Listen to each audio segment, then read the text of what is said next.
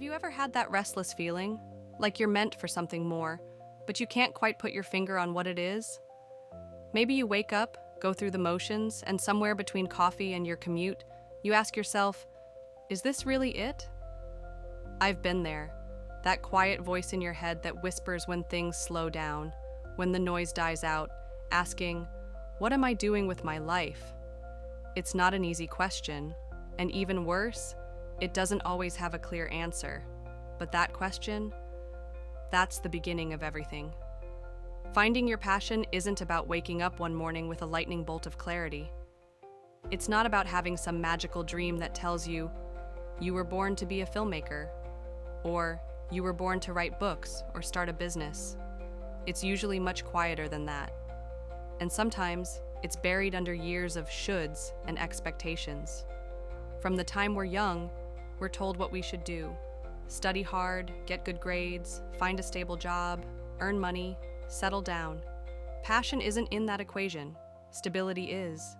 Safety is. But passion? That's risky. That's uncertain. So we file it away. We focus on practicality. We become what the world tells us we should be. And sometimes we forget to ask who we want to be. But here's what I've learned. Passion is not something you find once and hold on to forever. It's not a fixed destination. It's a journey. It evolves as you evolve. And sometimes the only way to find it is by doing things, trying, failing, exploring. You won't discover your passion sitting still, waiting for it to reveal itself like a movie plot twist. You find it by living. I used to think passion was this one big thing, a single purpose, one grand mission. But that belief made me feel lost, because what if I didn't have one? What if I wasn't born for anything special? And that's when I realized, passion isn't found in your DNA. It's built, it's uncovered, piece by piece, through curiosity, through action. Think back to when you were a kid. Remember how naturally you gravitated toward things? Drawing, dancing, building, asking questions, singing out loud. No shame, no fear. You just did what felt fun. What made you feel alive? Passion starts there. It starts with play, with paying attention to what lights you up. Somewhere along the way, we lose that. We become afraid of being bad at something. We worry about what people will think. We only pursue things we're good at. But passion isn't about being good.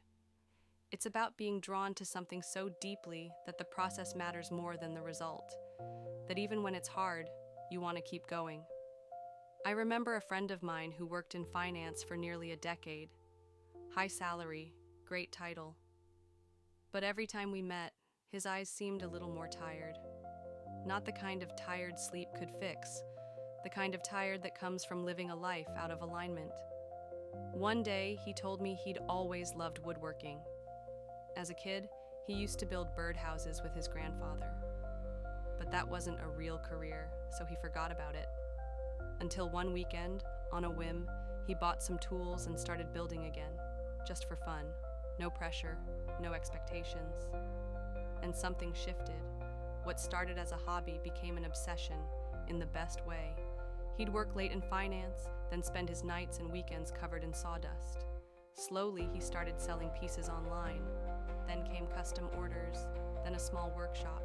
Eventually, he left his job, and he didn't just find a new career, he found himself. Not because woodworking was his one true calling, but because he gave himself permission to follow a spark, and that spark turned into a flame. That's how it starts. A spark, a moment, an experiment, a whisper that says, maybe I could try this. The truth is, passion often begins in small, quiet corners of our lives, and it grows when we feed it, when we give it time, when we allow ourselves to fail without shame. You don't need to quit your job tomorrow or know your 5-year plan. You just need to get curious, to follow what feels interesting, even if it doesn't make sense yet. Some people write in journals at midnight and realize they love storytelling. Others take care of plants and discover a fascination with nature or healing. Some volunteer once and feel more alive than they have in years. These aren't accidents, they're breadcrumbs. Follow them. But also, Let go of the pressure to monetize everything. Not every passion needs to become a business. Some passions are just for you, just for joy. And that's more than enough. The world today tells us we need to be productive all the time. If you love painting, people ask, have you thought about selling your art? If you enjoy cooking, someone says, you should start a food blog. But sometimes passion loses its magic when it's forced into a box of productivity. So ask yourself, if no one else ever saw it, if I never made a single dollar from it, would I still want